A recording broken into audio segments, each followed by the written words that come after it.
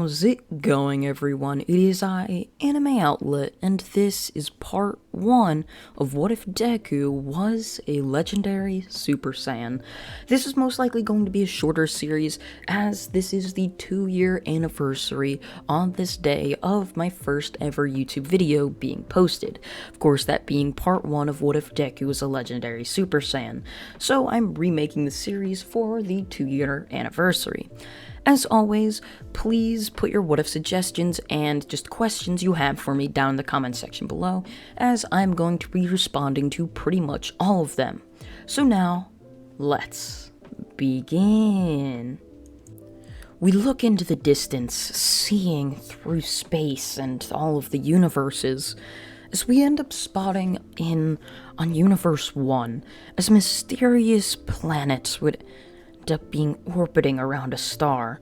This planet would end up being known as the Saiyan planet of Universe 1. We zoom in closer. We find Deku in an incubation chamber where it is revealed his power level is uncomically high. It's insane, higher than even the prince's son, or the king's son. The prince didn't even have a power level as high as Izuku. Izuku had an enormous power level for how old he was. It was just around, I would say, 500 or so. However, that was right as he was put into the incubation chamber. After just a couple of minutes, it would end up skyrocketing up to 10,000 at birth, meaning he was already one of the most elite Saiyans there was, rivaling that of even the king. However, the king had a power level that was around 17 to 18,000, so he was safe from the grasps of this tiny child's hands for now. However, this power level angered the king. How could such a boy of 2 low-level Saiyans even be such high of a power level? It didn't make sense to him. How could he have such high power level and his own son didn't? His own son had only a power level of around 500. He should have a power level of 100,000 if this random kid has a power level of 10,000. It just didn't make sense to him. So, to make sure that his son was unrivaled in becoming the new king at the time of his death, he would end up doing one of the most logical things for a king of the time. He would look both of the parents right in the eyes before telling them they need to leave. They can't be on this planet as long as Izuku's power level is higher than his own son's. So they have 2 options. They can send him off to some other planet and stay there. They can kill the boy and stay there. Or they can all die. They would think, wondering what they were going to do. The family was distraught. They didn't know what to do. They could lose their son and stay alive, or they could lose all their lives. It was a tricky decision.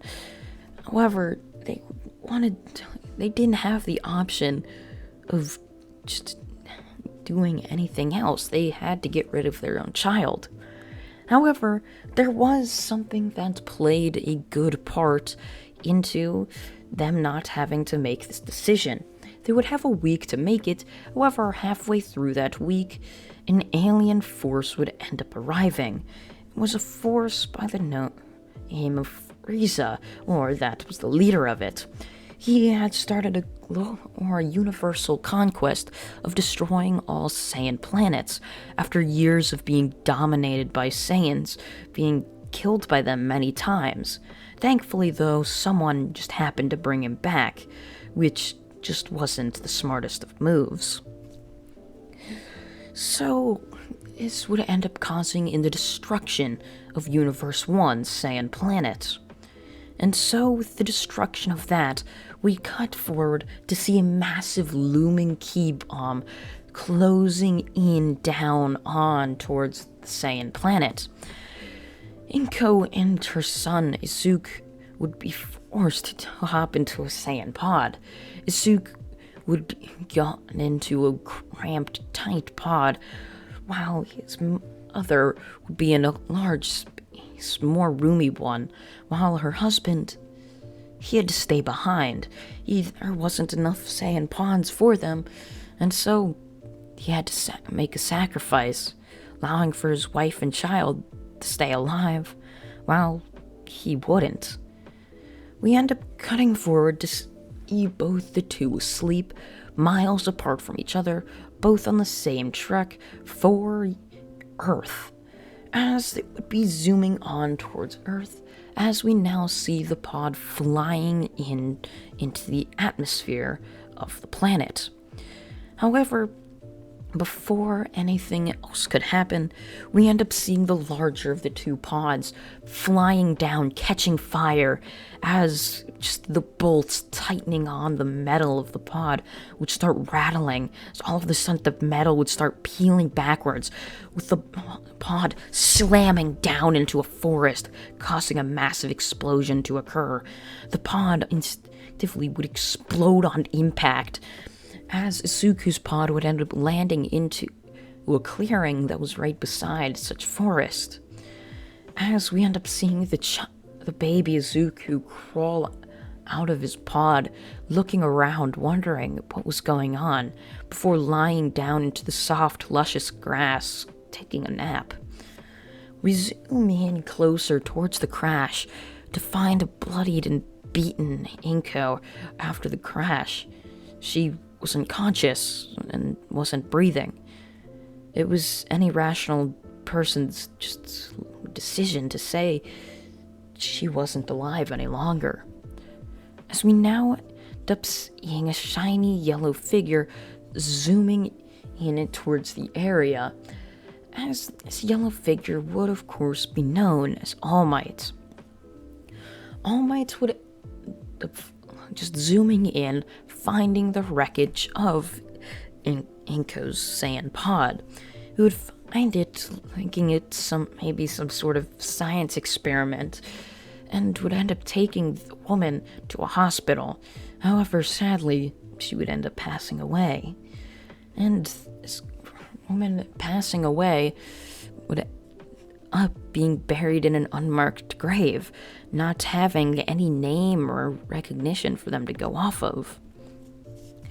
All Might sadly would also not discover Izuku, meaning a vast, rich life Izuku could have experienced if he was to be seen by All Might would now just be different. Instead, however, a no-rank hero would end up finding Izuku. This no-ranked hero would end up being known as the Dragon Hero, Hisashi. He was a hard-working hero, however, he didn't have that strong of a quirk. He really only specialized in low-life thugs and dealing with the poorer people, meaning he didn't get paid quite as much as someone, say, like All Might or a top 100 hero might. So, Izuku end up being discovered by Hisashi, who was exploring the area more when no one else would. He thought he had heard 2 crashes happen, and his intuition was right. He would end up strolling across Izuku and his eaten-up pod. As he would end up finding it, the words of All Might would echo through his ears. I think it might have been some type of messed-up science project to get into the atmosphere. It's sad things had to go down like this.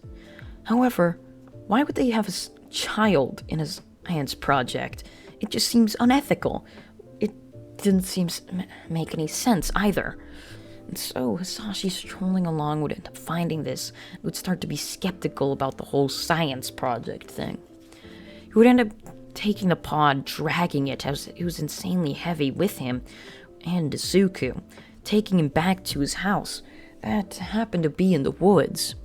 It was located near all of the poorer cities. However, Hisashi never liked living in the city.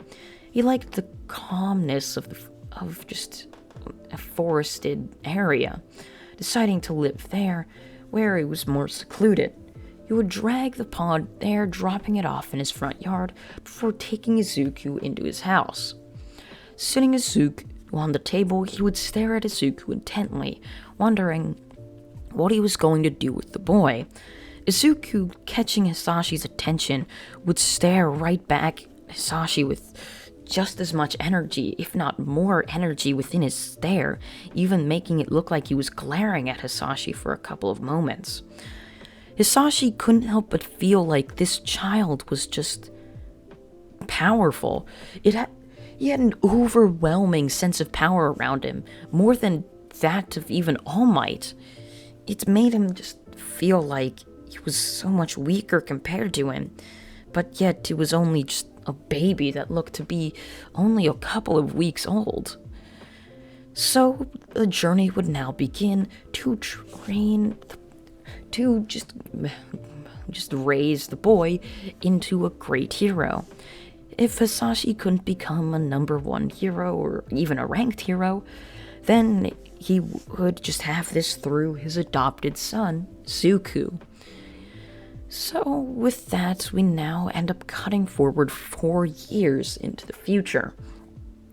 Izuku, now like any other 4-year-old, would have rushed over to his father, yelling if they could go to the quirk doctor's office. "Dad, Dad, Dad!" Izuku would say in a very excited voice, an energetic look written all over his face. "Can we please go to the quirk doctor's office?" Izuku would say, stuttering his words. He was just so excited. "Calm down, Izuku. Calm down. We'll go in a minute. Let me put my shoes on," he would say with a calm voice, reassuring Izuku that they were going. They just had to be patient. He would put his shoes on, getting into the car before they would end up just rushing off towards the quirk doctor's office. As we now end up seeing Izuku walk into the quirk doctor's office, where they would end up bringing him into a private room, and he would end up just having some tests taken on him. When they would come back, the doctor would look odd towards Izuku. "This is quite strange. Your chemical balance and makeup in your blood, it's nothing like we've ever seen before. It's so much different. But maybe it has something to do with your quirk. And since we can't tell with the blood, I would just say you most likely have a quirk. I mean, you have to have one. Just look at your tail." He would point out as Izuku would look down at his tail, wagging it a little bit. "Yeah, I guess so." Izuku would stay staring on towards the tail. As Izuku would end up just getting up, he would end up walking past both of them after being dismissed by the doctor, as his father Hisashi would end up getting up as well. As we now end up seeing Izuku walk into their cars, they would then drive off to the forest. However, their car would start breaking down right on the side of the road. His father would end up looking towards the young boy before telling him, "Come on, Izuku, it looks like we have to walk the rest of the way home," he would say, reaching out, holding Izuku's hand as they would start to walk back. As Izuku was walking, all of a sudden his father would end up bumping into someone as he was looking down towards Izuku. His father would have bumped into a very large, muscular man with black hair. The man would look down towards Izuku's father with just a cold face on him. He would look at him just with a glare before continuing to walk. This person was in just the normal looking attire. However, he had sort of a green furish looking thing around his waist, as if he hadn't thrown out a blanket he had from when he was a young boy. Izuku would stare at the person who was very tall and muscular, walking away from them. It just felt like he had a connection with them. Izuku would look back at his father as they would end up continuing to walk home. His dad would end up just saying, "Sorry about that, Izuku. I really wasn't paying attention. Sorry we had to stop that little amount of time." They would end up walking back home, as we now end up seeing Izuku just staring at his father. His father resembled the large man in some similar ways. Both had black, spiky hair and were very muscular. However, one was a bit shorter, his father, while the other was taller, the person they bumped into. However, when Izuku was right there in front of them, it just felt like they were all sort of connected by some sort of blood or something. It confused the young boy deeply. It would end up troubling him, having many sleepless nights, just as his mind would wander. Why did he feel such a connection through the three of them? Were they somehow all family or something? It just didn't make any sense. And that is where part 1 of What If Deku Was a Legendary Super Saiyan comes to an end. I hope you all did enjoy this video, and if you did, please consider subscribing, as it really does help this channel out, and you can even be notified when the other parts of this series and other series do end up coming out.